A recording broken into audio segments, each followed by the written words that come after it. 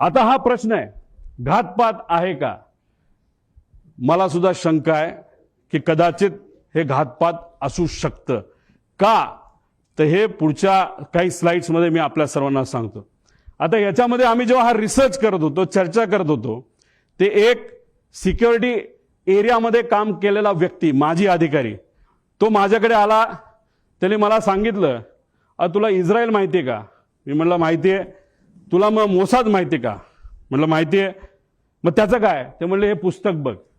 मी म्हणलं बर, मग या पुस्तकाचं काय? ते म्हणले त्या पेजवर तू जा आणि त्या पेजवर एक लाईन आहे, ती लाईन तू त्या ठिकाणी वाच. ती कुठली लाईन आहे? ती ही लाईन आहे. आता डेगन नावाचा जो माणूस आहे तो एक एजंट आहे. एजंट म्हणजे कोण? जो एखाद्या व्यक्तीला असॅसिनेट नाहीतर एखाद्या व्यक्तीला मारायचं असेल प्लॅनिंगली, तर हा तो डेगन नावाचा एजंट आहे. त्याचं सगळ्यात उत्कृष्ट पद्धत मारायची काय असते त्या डेगन नावाच्या पुस्तकात दिलेलं आहे की sometimes it's most effective to kill the driver and that's that.